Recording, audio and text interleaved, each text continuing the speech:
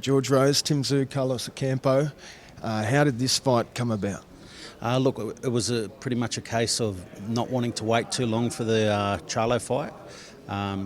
Tim made the decision he wanted to have a fight between now and then, and so we were lucky enough to be able to secure Ocampo for this fight. So he'll be coming down here to Australia and fighting in our backyard, and it's going to be a fantastic night.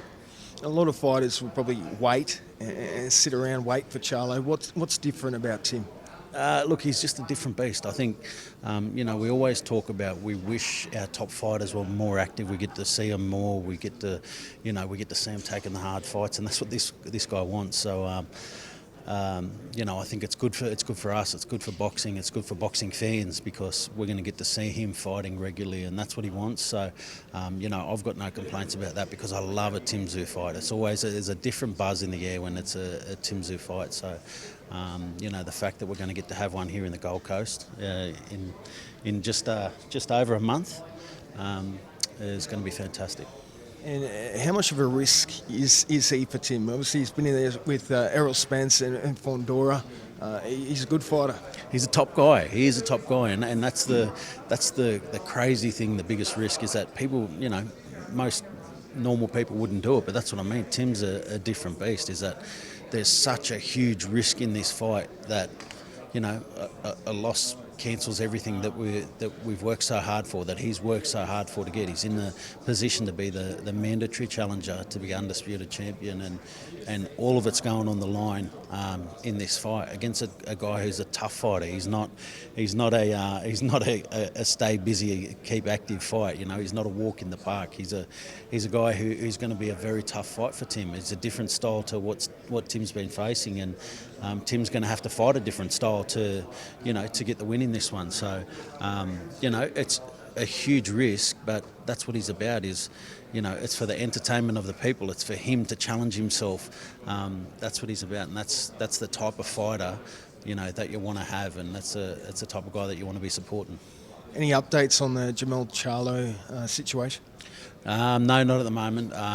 We know it's been pushed back a little bit further. So, I think the way that it's looking towards the back end of the year. So, it's still well and truly on the cards, and I do believe that it will happen this year, and we'll have a new Australian undisputed champ.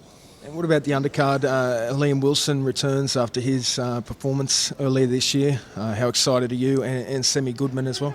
Look, I'm pumped for both of the boys. I think it's great to have them both on this card. I'm stoked for Liam to be back in the ring.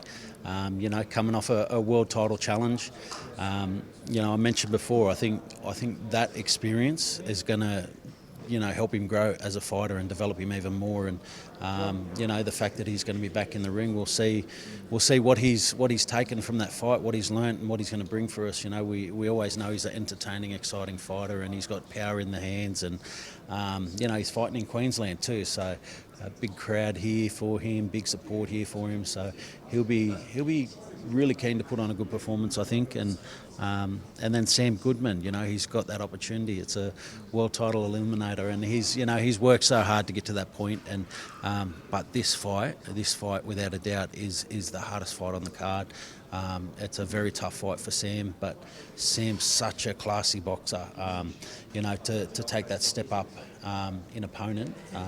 I guess we'll see what happens on the night. But it's a very tough fight for Sam. But everything's on the line for that opportunity.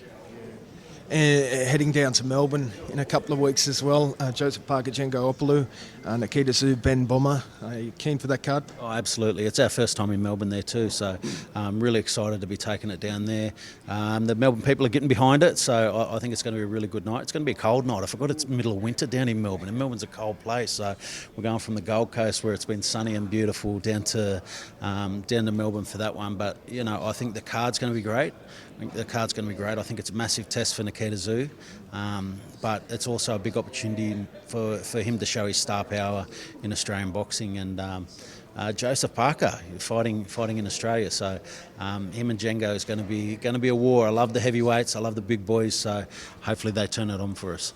So we've got this fight the Melbourne fight this month, and then this fight in June, and then how often can we expect to see some no limit cards moving forward? Well, I think we'll see it pretty regularly again after that. You know, now that we've got, you know, Melbourne locked in, we've got Tim's fight locked in, we've got the Gold Coast card locked in.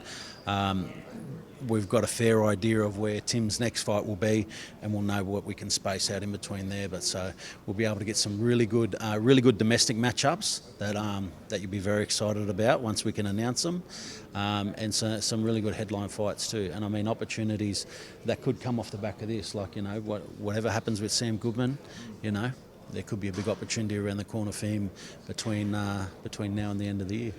Thanks, George. Thank you very much.